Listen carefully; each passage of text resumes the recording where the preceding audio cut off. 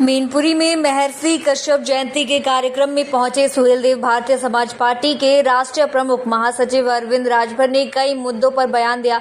उन्होंने कहा कि जो समाज अपने इतिहास को नहीं जानता वो कभी आगे नहीं बढ़ सकता और समाज को शिक्षा की ओर बढ़ने की जरूरत है। पंचायत चुनाव को लेकर उन्होंने कहा कि हाईकोर्ट के फैसले के बाद ही चुनाव को लेकर आगे निर्णय लिया जाएगा। वहीं विपक्ष पर निशाना साधते हुए उन्होंने कहा कि विपक्ष के पास अब कोई मुद्दा नहीं बचा है। सुनिए इस मुद्दे पर क्या कहे अरविंद राजभर।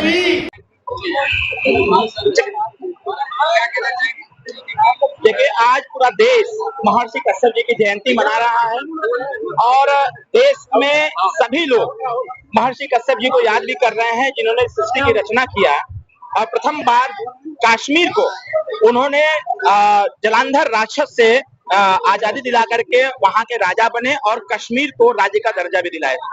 कहीं न कहीं कहा गया है, इतिहासकारों ने कहा है कि जो समाज अपना इतिहास नहीं जानता, अपने बुजुर्गों की कदर नहीं करता, वह समाज कभी आगे नहीं बढ़ सकता। आज एक संघर्ष हो रहा है आगे आने का, क्योंकि जिस प्रकार से विसंगतियां भारतीय राजनीति में देखने को मिलती हैं, जिसकी सरकार आती है वो अपने लोगों को आगे प्रमोट करती है, अपने लोगों को मजबूत करती है, लेकिन जो लोग सरकार बनाने वाले लोग हैं, ऐसे लोगों को सरकार बनने के बाद कहीं न कहीं बैकफुट पर छोड़ दिया जाता है और ऐसे लोगों को याद नहीं किया जाता है, न ही सामाजिक स्तर पर, न ही शैक्षणिक स्तर पर, न ही राजनीतिक स्तर पर और न ही आर्थिक स्तर पर।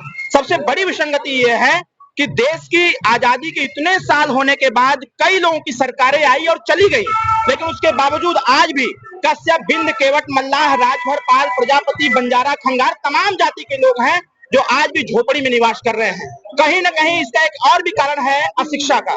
हम सबका प्रयास यह है कि ऐसी जयंती के अवसर पर समाज में जागरूकता लाया जाए, शिक्षा के प्रति, अपने इतिहास के प्रति और अपने देश के प्रति, ताकि सब लोग जागरूक हों और अपने हिस्साधिकार के लिए लड़ाई लड़ने का काम करें।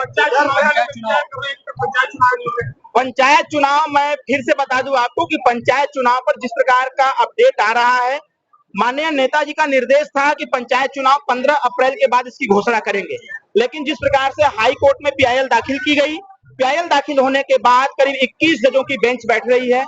उसके बाद जो जजमेंट आएगा तभी कोई निर्णय लिया जाएगा। 15 अप्रैल को वोटर लिस्ट का प्रकाशन भी हो रहा है।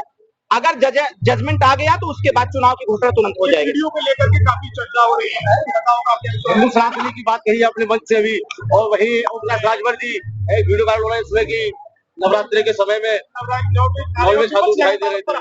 देखिए, विपक्ष वो फर्जी में सब चला रहा है और मैं इस चीज को कह सकता हूं कि विपक्ष के पास कोई एजेंडा बचा नहीं है। जिस विपक्ष को आज शिक्षा पर बात करनी चाहिए, रोजगार पर बात करनी चाहिए, और जिस संविधान को लेकर के कितना दुर्भाग्यपूर्ण है कि जिस भारतीय संविधान को आधार बना करके और आरक्षण को आधार बना करके 2024 का लोगों ने चुनाव लड़ने का काम किया था, जब जनता ने उनको आशीर्वाद दिया, सांसदों की संख्या बढ़ाई, तो सदन में जाने के बाद वो चुप्पी साध गए। जिस संविधान को लोग खतरे में बता रहे थे, यही मैनपुरी के लोग जिस संविधान को खतरे में बता रहे थे, जिस आरक्षण को खतरे में बता रहे थे, अब जब 27% आरक्षण के वर्गीकरण की बात आई तो माननीय अखिलेश यादव जी को सांप सूंघ गया, वो फिर बोलने से कतरा गए। पहली बात। दूसरी बात यह कि जिस संविधान को सीने पर चपका के चलते थे चुनाव के समय, अब सदन के अंदर वह संविधान कहां चला गया भाई? जनता इस चीज का जवाब चाहती है और मैं पूछना चाहता हूं आज मैनपुरी से, अगर असली में हो पीडीए के रक्षक कहे जाते हो तो अभी भी पार्लियामेंट चल रहा है, संविधान की समीक्षा कराने की बात करिए और आरक्षण का डिवाइडेशन कराने की बात करिए, तभी हम समझेंगे कि आप सही में पीडीए चलाते हो। नहीं तो हर बार जब भी स्टेटमेंट आएगा तो परिवार डेवलपमेंट अथॉरिटी ही आएगा पीडीए का मतलब। चुनाव से पहले रुक्मणी देवी को महिला सभा का प्रदेश अध्यक्ष बनाया गया है। अखिलेश जी का एक बड़ा दावा है।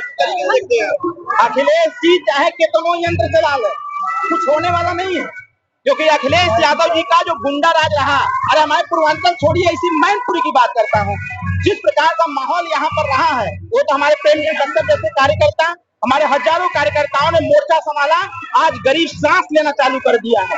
नहीं तो जिस प्रकार की स्थिति यहाँ पर भयावह बनी हुई थी वो अखिलेश जी की देन थी। तो मैं कह सकता हूँ कितनों ब्रह्मास्त्र चला ले, कुछ होने वाला नहीं है। 27 में एनडीए की सरकार बनेगी और प्रचंड बहुमत से बनेगी। अपने जितने भी कश्यप निषाद समाज के मेरे भाई बहन यहाँ बैठे हैं, सबको आज इस जयंती के अवसर पर बहुत बहुत शुभकामनाएं देती हूँ। एक ऐसे महर्षि की वो जन्म दिवस मना रहे हैं जिन्होंने कल्याण के लिए जिन्होंने प्रकृति के संतुलन के लिए, जिन्होंने समानता के लिए, जिन्होंने नैतिकता के लिए कार्य करके गए हैं, हमें एक संदेश दे के गए हैं।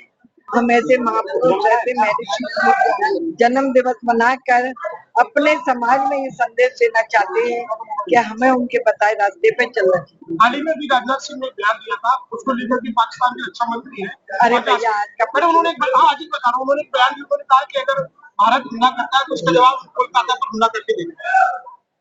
मैं समझिए ये मसाला खा रहे हो तो बताओ भैया क्या। राजनाथ सिंह ने बयान दिया है कि अगर पाकिस्तान हमला करता है तो उसका जवाब भी बांग्लादेश को हमला करके देंगे। नहीं नहीं, मेरी जानकारी में नहीं आया ये बयान, मैं इस पर कोई टिप्पणी नहीं करूँगी। भाजपा की कार्यकारिणी बनी है, इसमें 50 से अधिक जो ठीक है, ये हमारी जो अध्यक्ष बैठी है, इन्होंने सोच समझ के ही बनाई हो। ठीक है भैया, अब मेरे संज्ञान में ऐसा कुछ नहीं, ना मेरे इधर उनके संज्ञान में नहीं है और ना कब कुछ ऐसा आया है, और ये सबसे मिलजुल कर ही कमेटी तय हुई होगी जो बनी। जब आईएएस रिंकू सिंह ने इस्तीफा दिया, उसको लेकर अखिलेश जी ने एक पर लिखा है कि काबिल अधिकारियों को सम्मान नहीं दिया जा रहा। वो तो कुछ भी बोल सकते हैं, लेकिन ऐसा कुछ नहीं है। अगर उन्होंने कोई ऐसा कार्य किया होगा अब वो जिसके कारण वो इस्तीफा दे रहे हैं।